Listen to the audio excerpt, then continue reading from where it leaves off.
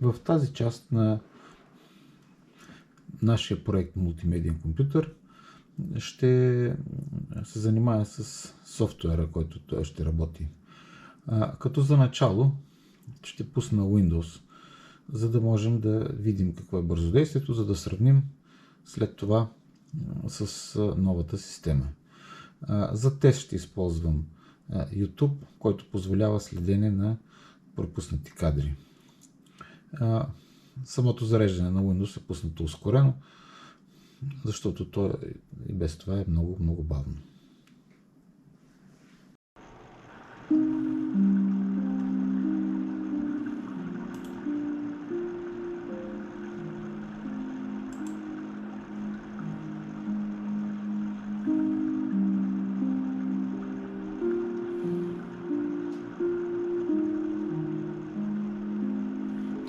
В момента сме на 1280 на 720 и YouTube изпуска постоянно кадри. Ще отворя на пълен екран, за да се вижда по-добре.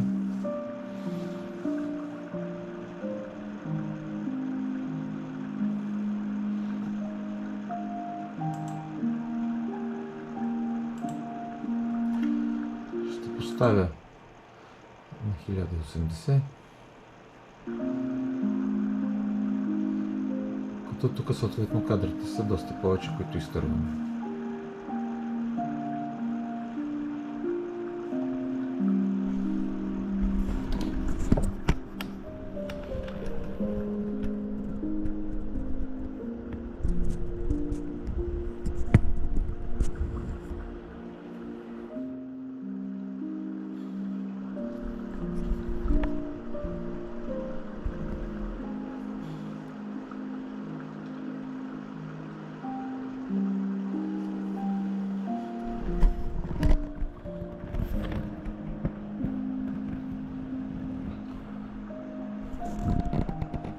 При това положение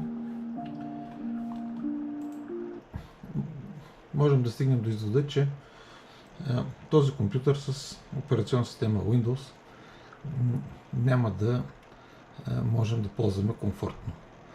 Тоест, даже при стандартен режим Full HD, той изтърва кадри. Щом като изтърва кадри на YouTube, той ще изтърва кадри и ако просирваме други файлове, например ако гледаме торенти или нещо друго. Затова, за да можем все пак да използваме този компютър, за да можем да го използваме, то съответно ще трябва да използваме друга операционна система, която по-малко да натоварва компютъра. Аз прорових доста операционни системи, още докато компютър беше в старата кутия, изпробвах различни варианти и варианта, на който се спрях, е Primos в неговата версия Classic. Защо Classic? Тъй като Primos се нуждае от инструкции SSE 4.2, които в нашия процесор ги няма. Единствено версията Classic няма такова условие, затова ще използвам нея. Сега ще се прехвърля на другия компютър, където ще ви покажа как ще направим флашка, с която да инсталираме системата на този компютър. Вече сме на другия компютър, с помощта на който ще направим флашка, с която ще инсталираме Primos на нашия компютър. За целта отваряме Google, пишем Primos,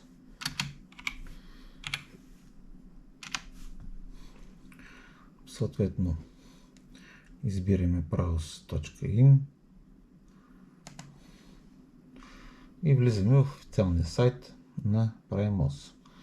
Натискаме Download. Тук избираме x86, опция Classic, PrimeOS 0.61 Android 7 Classic. Избираме ISO файл. Когато е готово, натискаме и след 5 секунди ще се включи изтеглянето на ISO файла. Така, ето, предлага ни да го запишем. Аз ще откажа, тъй като вече го имам изтеглен, съответния ISO образ. Така, затова тук ще затворя. И тук имаме папка, в която има всички необходими файлове за създаване на флашката. Освен въпросното ISO PrimeOS Classic 0.6.1, на нас ни трябва и Rufus. Rufus, ако напишете Rufus в интернет, ще ви излезе. Тя е безплатна програмка, много удобна за създаване на бутващи флашки. И така, стартирам Rufus. Ето главният прозорец на Rufus. Така, тук ще го затворя. Така. Натискаме избор.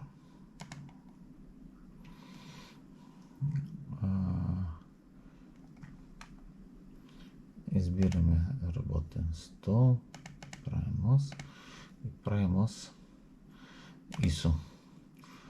Така. Общо взето нищо друго не трябва да правим. Тук съответно трябва да е написано MBR, целева система, BIOS или UEFI. MBR е варианта, при който нашата флашка ще работи едновременно и на стандартен BIOS, и на UEFI. Има вариант да изберем GPT, но с GPT няма гаранция, че флашката ще тръгне на нашия компютър. Още повече, когато той е по-стар. Така, натискаме Старт.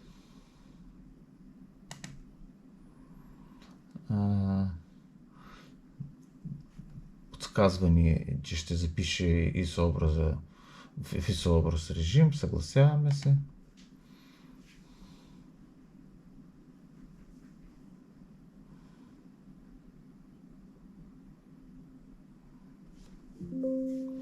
Предупреждава ни, че всички данни на флашката ще бъдат изтрити. Съгласяваме се.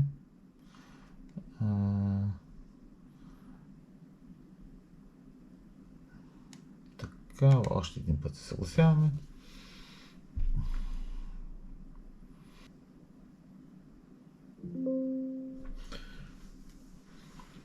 Така, нашата флашка е готова. Преди да продължим, само ще ви покажа как се възстановява флашката. От тук избираме незагрузъчния образ. Първата опция, натискаме старт и съответно нашата флашка се възстановява. Това, разбира се, сега няма да го правя, тъй като ние точно ще направихме флашка за инсталиране на PrimeOS. Натискам да затворим и готово. Сега ще се върна обратно на нашия компютър. Така. Вече сме на нашия компютър. Тук отварям този панел. Поставям флашката в един от тези USB портове.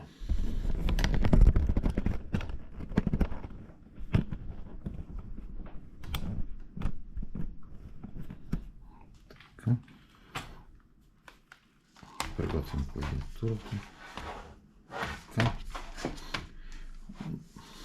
За да изберем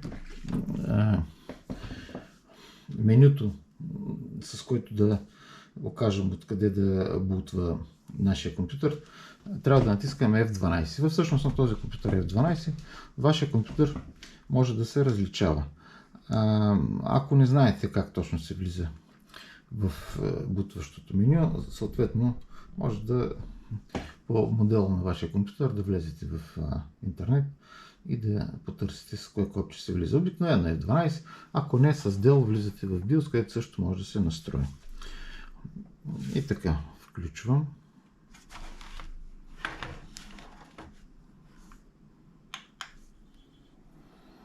И натискаме F12.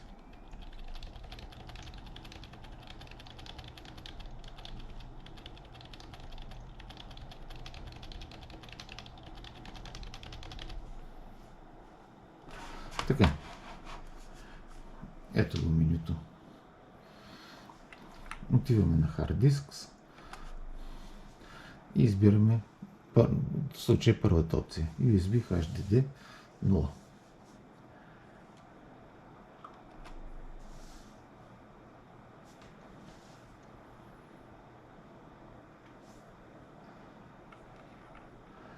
Избираме Installation. Install Primos to Hard Disk.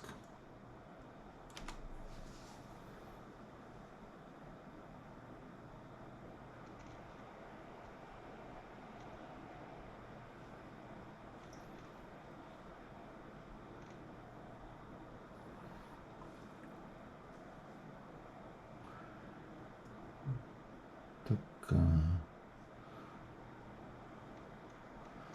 На нашия хард диск има няколко раздела.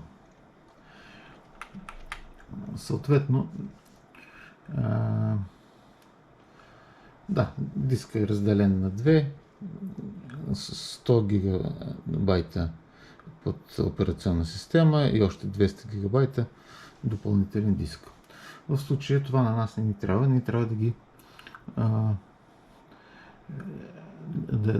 ги премахнем, да остане само един partition. За целта отиваме Create Modify Partition, натискаме C, избираме с кой ще работим Hard Disk 298 GB, Mac Store, другото е нашата флашка, така избираме това, така и от тук отиваме отдолу, така, Free Space, Delete, така, отново на Delete. По този начин изтриваме всичките дялове на този диск. Така, остана целият диск свободен. Отиваме на New.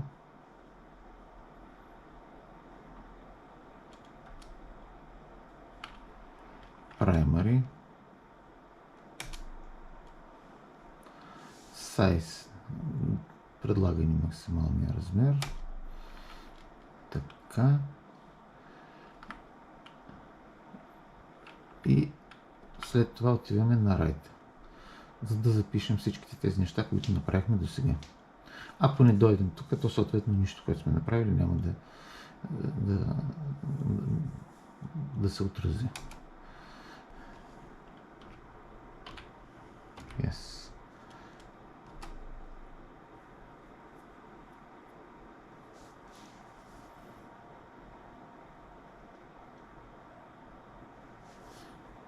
Така, ще отидем на Quit.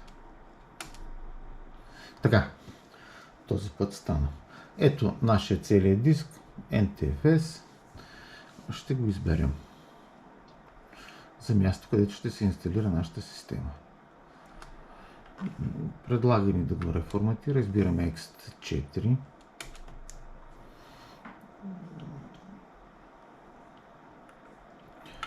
Всичките данни ще бъдат изгубени. Да, съгласни сме. И започва да форматира нашия хард диск.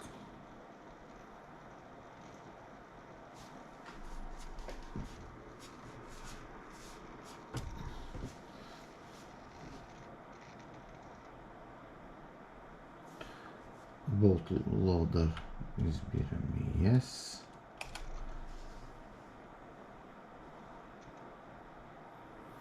той ни позволява да поставим повече от една операционна система на един хард диск.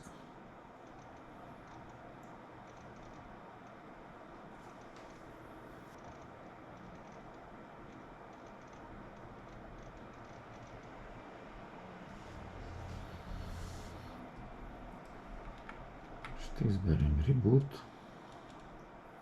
за да сме сигурни, че работата се е получила. Изкарах флашката.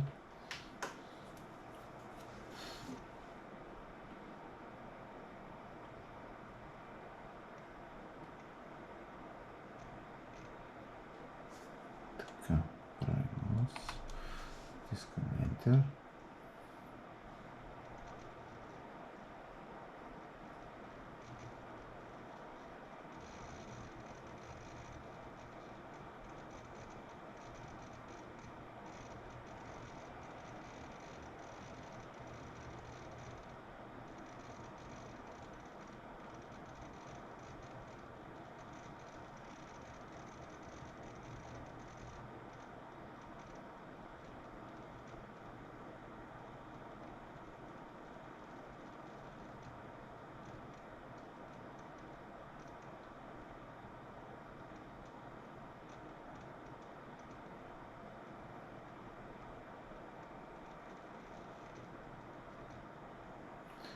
Първият път обикновено операционната система стартира по-бавно.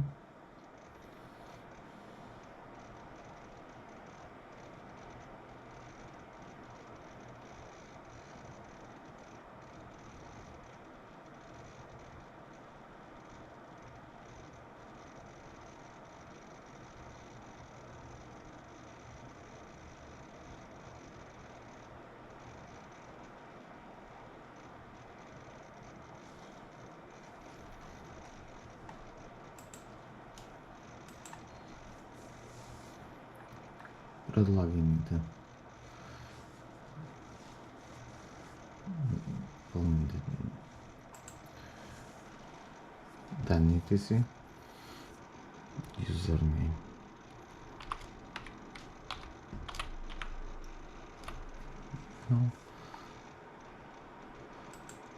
таймзон,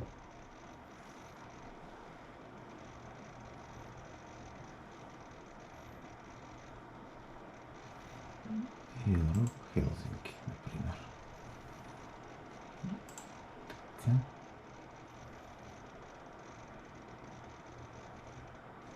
Accept.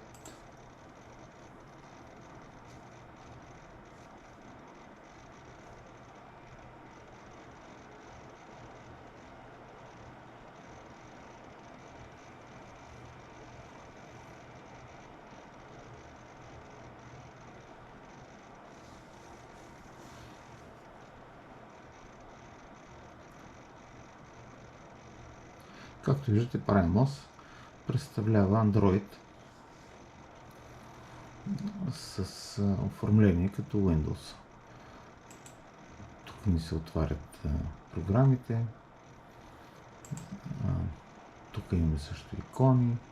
Тук имаме часовник. Ще отворя Chrome.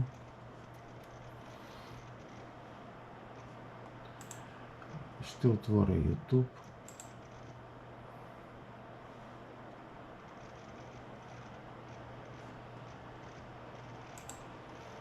Ще избера музика.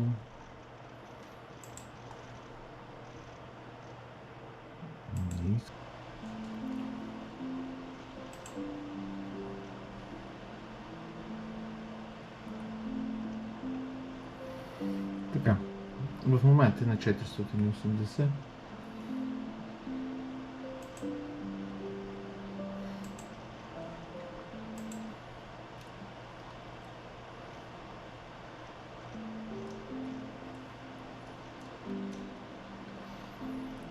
Вече сме в режим Full HD.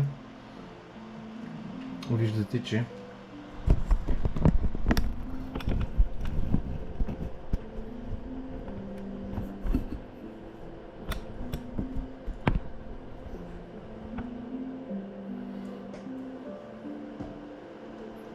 нямаме изпускане на кадри.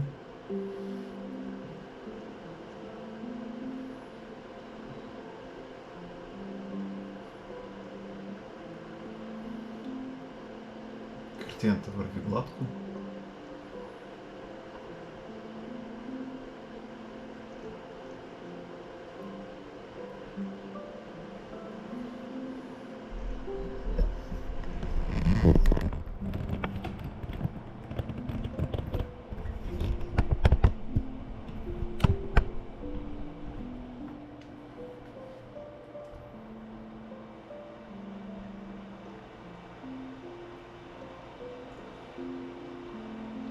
В този случай бързодействие компютъра има.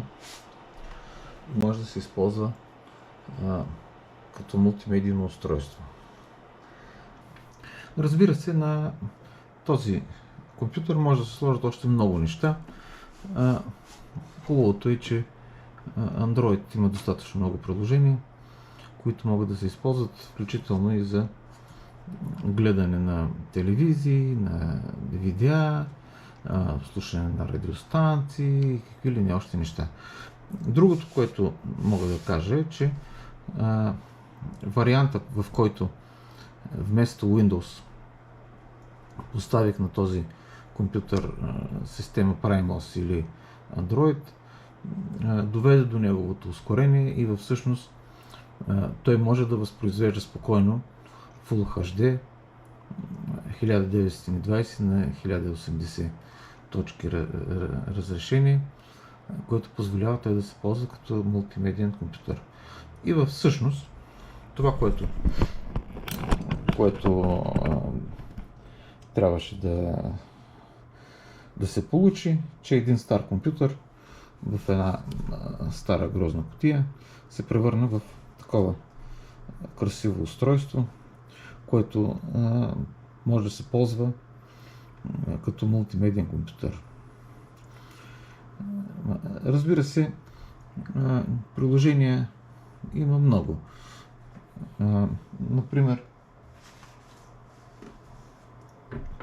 към този компютър може да се включи ето такъв хард диск, в който със специална система има инсталирани ретро игри. Но това ще ви покажа някой друг път. И така, с това преработката на този компютър е завършена.